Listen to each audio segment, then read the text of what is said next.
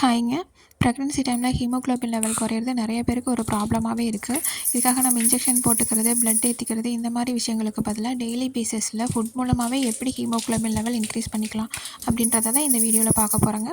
நான் சொல்ல போகிற விஷயங்கள் கூட நான்வெஜ் எடுத்துக்கிறவங்களா இருந்தீங்க அப்படின்னா ஆட்டி, ஈரல், செவரொட்டி இந்த மாதிரி விஷயங்களை கூட நீங்கள் எடுத்துக்கலாம். ஃபஸ்ட் நம்ம பார்க்க போகிறது பிளாக் கிரேப்ஸுங்க.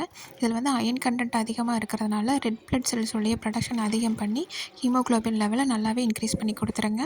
ஃபைபர் ஆல்சோ இருக்கிறதுனால கான்ஸ்டிபேஷனும் நமக்கு ரெடியூஸ் ஆகுது. இது எப்படி நம்ம சாப்பிட்றது அப்படின்னா, நைட்டு 10 to 15 கிரேப்ஸ் எடுத்து நல்லா வாஷ் பண்ணி டம்ளரில் தண்ணி ஊற்றி நல்லா ஊற வச்சுருங்க. மார்னிங் எந்திரிச்சோடனே எம்டி ஸ்டமக்கில் ஊறின தண்ணியோடு சேர்த்து கிரேப்ஸையும் சாப்பிட்ருங்க.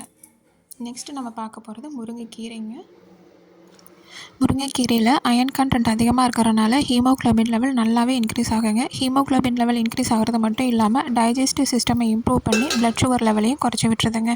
இது முருங்கைக்கீரை பொடி, துவையல், சட்னி இந்த மாதிரி எந்த வழியாக வேணாலும் எடுத்துக்கலாம். எனக்கு ஈஸியான மெத்தடு முருங்கைக்கீரை சூப்பு தாங்க. ஒரு கைப்பிடி அளவு முருங்கைக்கீரை எடுத்து 1/2 டீஸ்பூன் ஜீரகம், 1/4 டீஸ்பூன் மஞ்சள் தூள் இதை மட்டும் போட்டு 2 டம்ளர் தண்ணி ஊற்றி கொதிக்க வச்சு அதை வடித்து அதில் சால்ட் அண்ட் பெப்பர் போட்டு நம்ம குடிச்சிக்கலாங்க.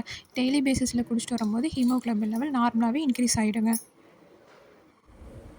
நெக்ஸ்ட்டு பார்க்க போகிறது பொமக்ரானட். இதில் வந்து அயன் அண்ட் விட்டமின் சி அதிகமாக இருக்கிறனால ஹீமோகுளோபின் லெவல் நமக்கு நார்மலாகவே இன்க்ரீஸ் ஆகும். இதில் இம்யூன் சிஸ்டம் பூஸ்டப் பண்ணுறது மட்டும் இல்லாமல் பிளட் சர்க்குலேஷனுக்கும் நல்லா ஹெல்ப் பண்ணுதுங்க. இதில் அடுத்தது அத்திப்பழம், பாதாம், பெரிய நெல்லிக்காய் அண்ட் டேட்ஸுங்க. இது எல்லாத்துலேயுமே அயன் கண்டென்ட் ரொம்ப அதிகம். டெய்லி பேசிஸில் 2 to 4 உலர்ந்த அத்திப்பழம் நம்ம சாப்பிட்டு வரும்போது ரெட் பிளட் செல்ஸுடைய ப்ரொடக்ஷன் நல்லாவே இன்க்ரீஸ் ஆகுதுங்க. அடுத்தது பாதாமை நம்ம இப்படியே சாப்பிட்றத விட நைட்டு தண்ணியில் போட்டு ஊற வச்சுட்டு காலையில் அதோட தோலை ரிமூவ் பண்ணி சாப்பிட்றது மூலமாக பெட்டர் ரிசல்ட்ஸ் கிடைக்குங்க.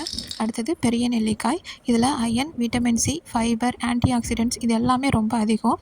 இதில் இருக்க விட்டமின்ஸ் அண்ட் மினரல்ஸ் பேபியுடைய டெவலப்மெண்ட்டுக்கு நல்லாவே ஹெல்ப் பண்ணுதுங்க.